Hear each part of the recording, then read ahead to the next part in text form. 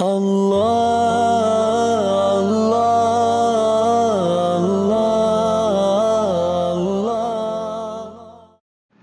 اللہ الرحمن الرحیم۔ آج کا ہمارا عنوان ہے کہ نماز کی حالت میں جسم کو کھجانا، خارش کرنا، یہ عمل کیسا ہے اور اس سے نماز ٹوٹتی ہے یا نہیں ٹوٹتی ہے؟ جواباً یہ سمجھ لیجئے کہ نماز کے اندر جو عمل کیے جاتے ہیں ان کی دو صورتیں ہوتی ہیں کہ جو عمل نمازی نے کیا ہے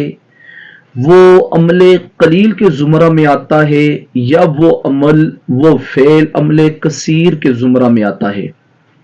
اگر نمازی نماز کی حالت میں کوئی ایسا عمل کرے جو عمل قلیل کے زمرہ میں آتا ہے،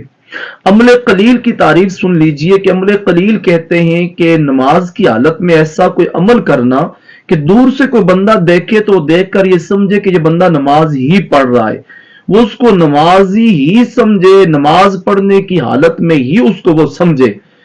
تو اس کو عمل قلیل کہتے ہیں۔ تو اگر کسی نے نماز کی حالت میں ایسا عمل کیا جو عمل قلیل کے زمرہ میں آتا ہے تو اس سے نماز نہیں ٹوٹتی، اور اگر کوئی بندہ ایسا عمل کرتا ہے جو عمل کثیر کے زمرہ میں آتا ہے، اور عمل کثیر کی تعریف یہ ہے کہ دور سے دیکھنے والا بندہ دیکھ کر یہ سمجھے کہ یہ بندہ ویسے کھڑا ہے، نماز نہیں پڑھ رہا، وہ اس کو دیکھ کر نمازی نہ سمجھے، اس کو ویسے کھڑا ہوا وہ سمجھے، تو اس کا مطلب یہ ہے کہ یہ عمل کثیر ہے، اور ایسے کسی بھی عمل کا نماز کی حالت میں ارتکاب کرنا نماز کو فاسد کر دیتا ہے، نماز کو توڑ دیتا ہے۔ اب صورت مسئلہ کی طرف آتے ہیں کہ نماز کی حالت میں کھجانا، خارش کرنا، اس کی پہلی صورت یہ ہے کہ بندے نے ایک رکن میں اگر ایک مرتبہ خارش کی،